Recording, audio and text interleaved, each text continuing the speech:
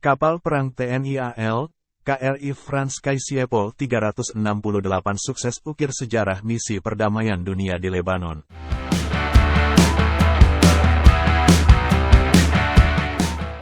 Prestasi membanggakan bagi TNI Angkatan Laut, AL. Kapal Perang Republik Indonesia, KRI, Franz Kaisiepo 368 sukses mengukir sejarah misi perdamaian dunia di Lebanon.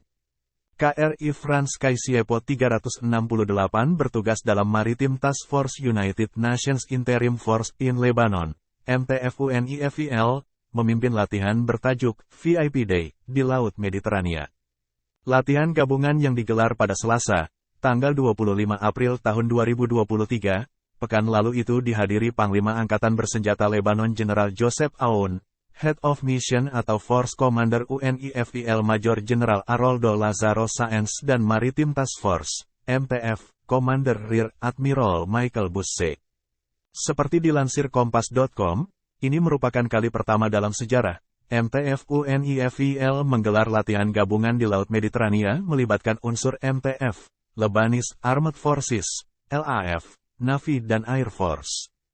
Latihan gabungan ini digelar untuk meningkatkan kesiapsiagaan operasional dan interoperabilitas LAF Navy dan Air Force sehingga mampu mengamankan wilayah secara mandiri. Prajurit KRI Franz Kaisiepo 368 menerima apresiasi atas keberhasilan dalam memimpin latihan gabungan. Selain KRI Franz Kaisiepo 368, latihan gabungan ini melibatkan kapal fregat Turki TCG Salih Reis, F-246, Pusat Komando dan Kendali LAF Navy, 10 Coastal Radar Site di sepanjang pantai Lebanon, 2 Patrol Boat LAF Navy, LNS Tabarja dan LNS Trablus, Quick Response Units, pesawat udara Cessna 208, Helisa 330 Puma, drone Scan Eagle, dan boarding teams.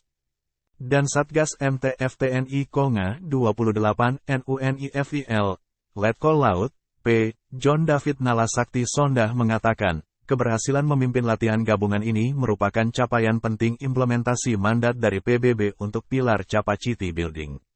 Spesifikasi KRI Franz Kaisiepo 368. KRI Franz Kaisiepo 368 merupakan kapal perang TNI AL yang dipesan dari negeri kincir angin, Belanda, dan tiba di Indonesia pada 2009. Dikutip dari kominfo.jatimprof.go.id, KRI Franz Kaisiepo 368 memperkuat Satuan Kapal Eskorta, Satkor. Komando Armada Timur, Koarmatim.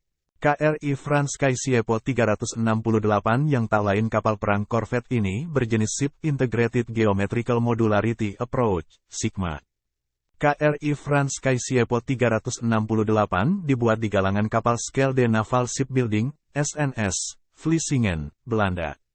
KRI Franz Kaisiepo 368 memiliki bobot 1.692 ton, panjang 90,71 meter, dan lebar 13,02 meter.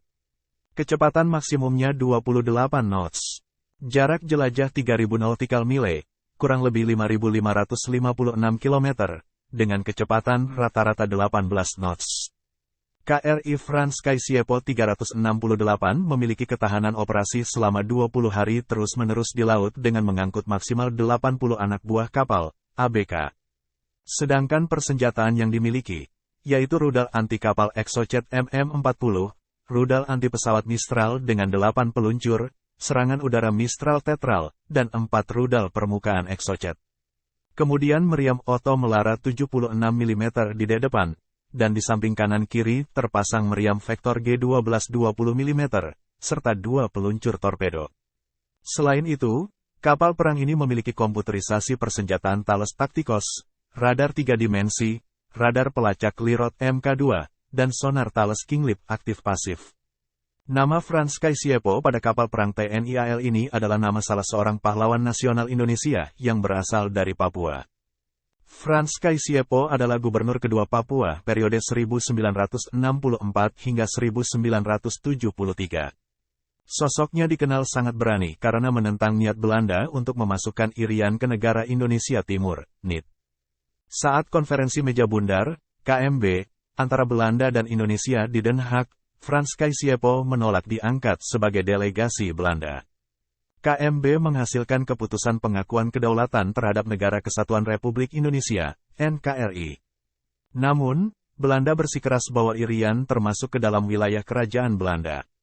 Sikap keras kepada Belanda ini akhirnya menimbulkan konfrontasi antar kedua negara.